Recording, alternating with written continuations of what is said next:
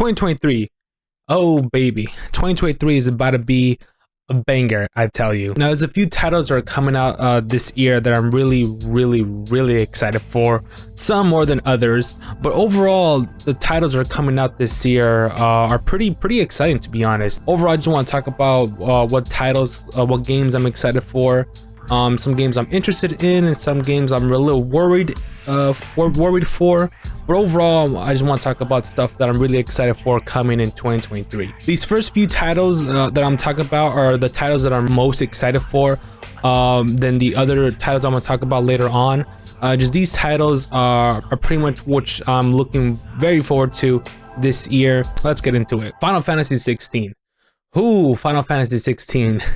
It looks like to be a banger. Oh my god. I think 16 is coming to be most likely gonna be my game of the year. Everything about 16 is hyping me up to its gameplay, to its story, its visuals, its music. Oh my god, its music. I've been listening to all the music from all the trailers, from the Revenge to Awakening to Dominance and from Ambition. Just all the music from those trailers just kick ass, and I love it. But the big thing I'm really looking forward to is its gameplay. So the combat director is Ryota Suzuki, who has worked on Devil May Cry 5's combat and Dragon's Dogma's combat. And if you played either of those two games, you know the combat is good. It is fun. And just looking at the clips that we have gotten so far from the trailers, the gameplay looks to be fast-paced, fun, stylish, and overall my cup of tea. And if you have seen the trailers, then you know there's a lot of good stuff in these trailers. You're able to switch between icons, and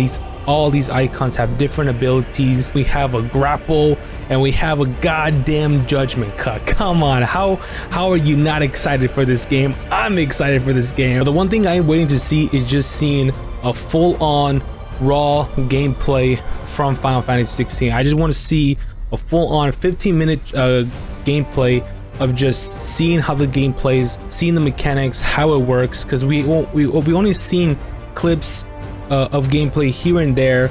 We kind of get the general concept and the idea on how the game will play, but I just overall want to see full-on gameplay on just seeing what the game does, the mechanics, etc., all that stuff. That's the one thing I'm waiting to see. But this game is arriving in June, and I cannot wait. Resident Evil 4 Remake. Now in 2021, I did my road to Resident Evil 8, where I play all the main titles of the Resident Evil series, and I played Resident Evil 4 for the first time, and I got addicted to that game. I love Resident Evil 4.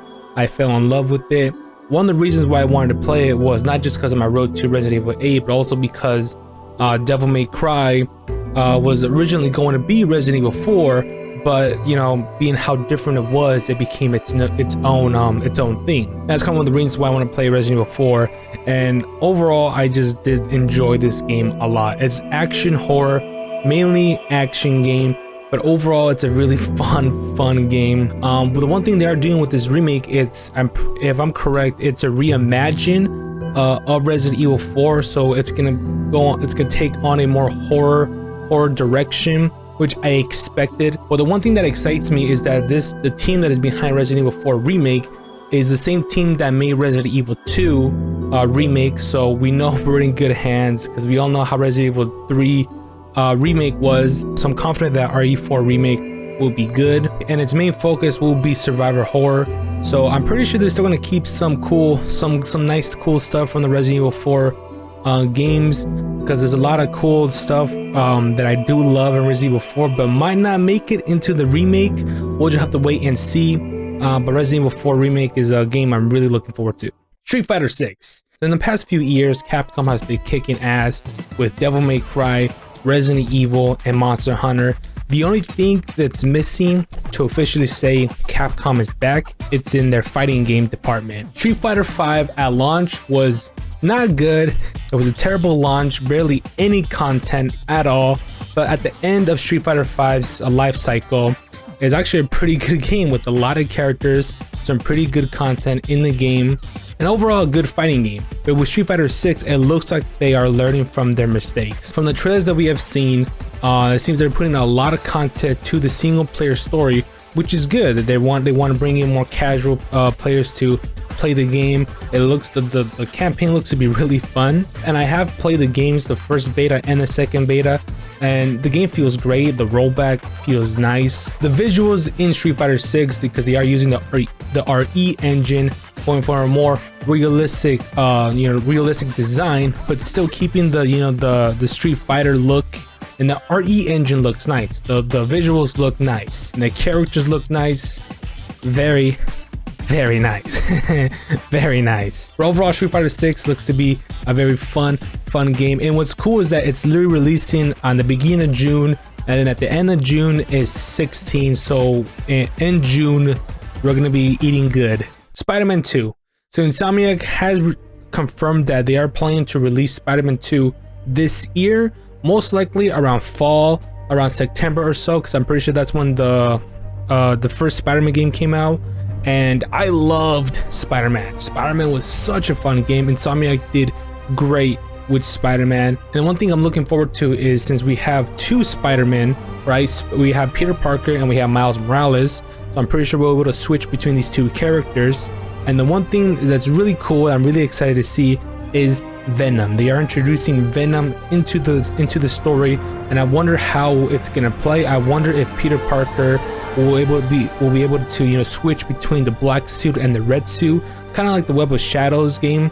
If you guys remember, in Spider-Man Web of Shadows, its gameplay revolved around their black suit and the red suit, and changing between each suit grants different abilities in combat. So I'm wondering if we'll have some similar mechanic in Spider-Man 2. I think it'll be pretty cool, but we'll just have to wait and see. Armored Core 6.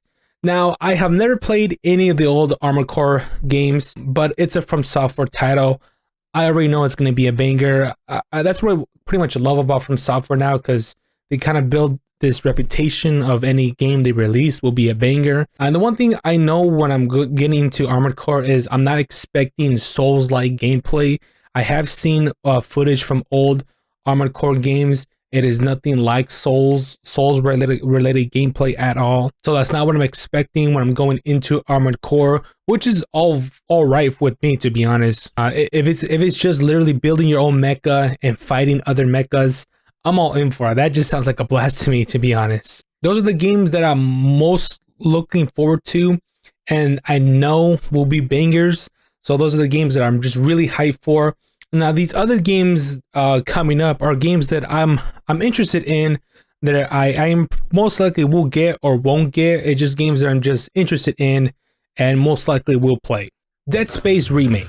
Now, I'm a fan of the old Dead Space game.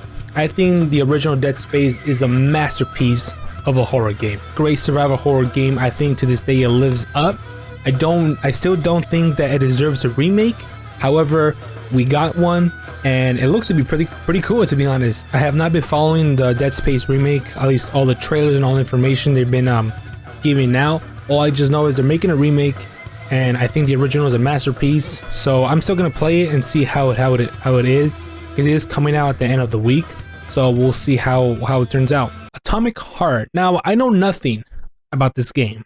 The only thing I know is the soundtrack kicks ass.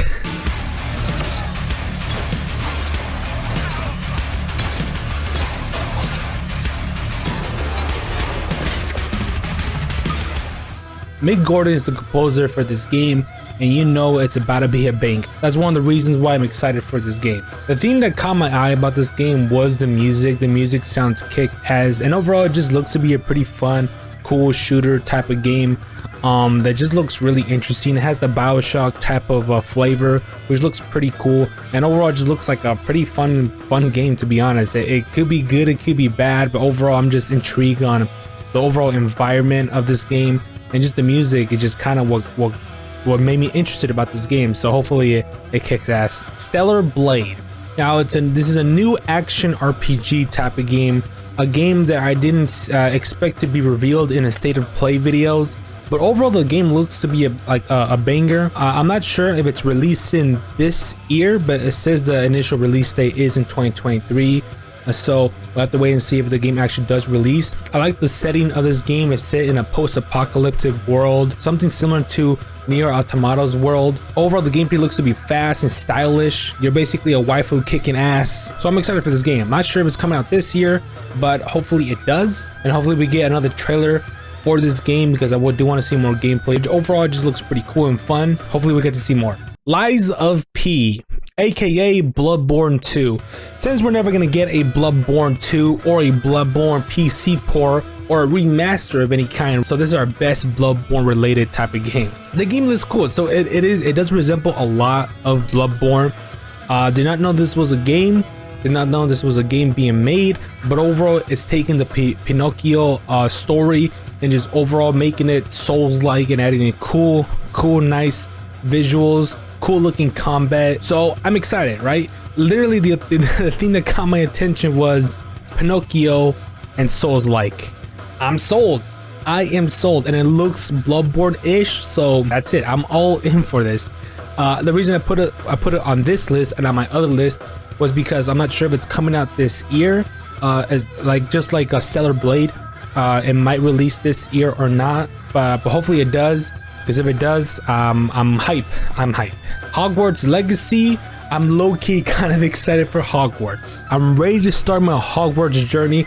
I'm ready to start school, ready to learn some cool magic, ready to learn some evil magic. I'm down to become, just to go on the Slytherin path and just learn some dark magic. Overall, I'm low-key excited for Hogwarts.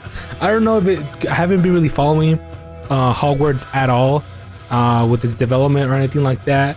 But from the little stuff I've seen, it looks pretty cool. So I'm excited.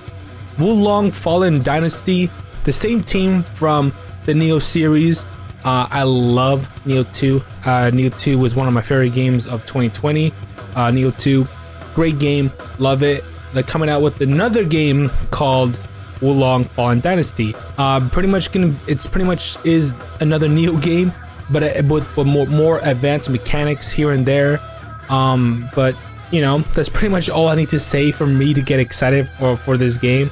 It's just the same people with from the Neo team, so you know me, I'm all in for it. Now, these next titles coming up that I'm gonna talk about are games where I'm not really that excited about. I'm more worried for these games, and like it might be good, may not be good. Suicide Squad killed the Justice League. This makes me sad. I was really looking forward to this game.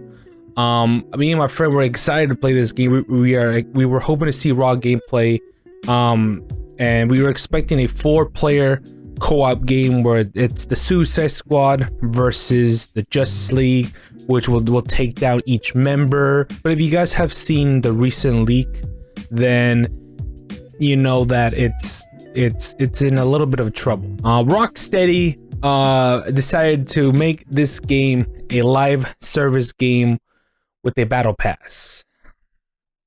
Yes, a battle pass. Why? I don't understand this thought of every game needing a battle pass, especially for this type of game. I'm getting vibes from the Avengers, Marvel's Avengers vibes. I'm getting these type of vibes, and I'm worried for this game. It makes me really sad because this is the Kevin Conroy's final take on the Batman, and I love Batman. I love Rocksteady's first 3 titles, you know, Batman Arkham Asylum, City, and Night, and seeing what they're doing with the Suicide Squad makes me very sad. I will most likely play this game, and most likely will play it with my boys, but it still makes me really sad on this whole battle pass live service thing. It just makes me so sad. Now, Dead Island 2. Now, if you told me we're gonna get Dead Island 2 this year, I would say shut up, you're crazy, you lie to me, I don't believe you. Because this game has been in development for a really long time. I thought this game was canceled because I remember seeing the announcement trailer of Dead Island 2 a long time ago, and then I heard a few stuff here and there, and pretty much didn't hear from it at all, and I assume it was canceled. But we had it. Will this game be good? I have no idea. The last time I saw about this game was, you know, last year in a live stream. I remember having fun with Dead Island, the first Dead Island game. It is fun, mainly because it had co-op. I played it with friends back in the day, so that's my fond memory of the first Dead Island game. If the co-op is fun and the gameplay is fun and it's the same amount of fun as the first Dead Island, I think I'll have a blast.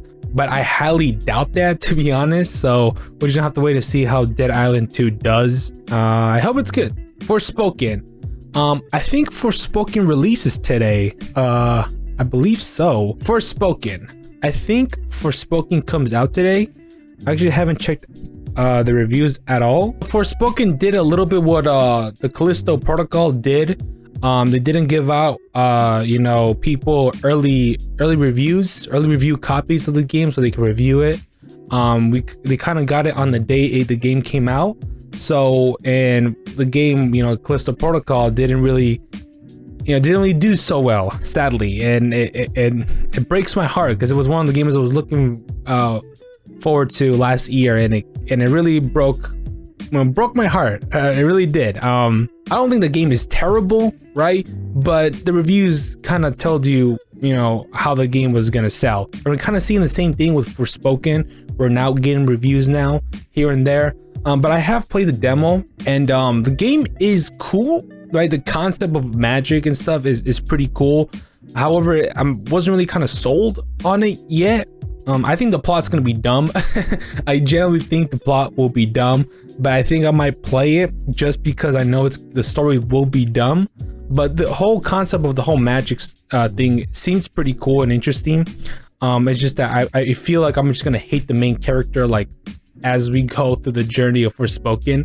But I'm kind of into that a little bit. I want to play Forspoken, but I'll most likely get it later on. But it does have me worried on how good the game is. I guess we'll see how it does. That pretty much concludes what I'm looking forward to in 2023.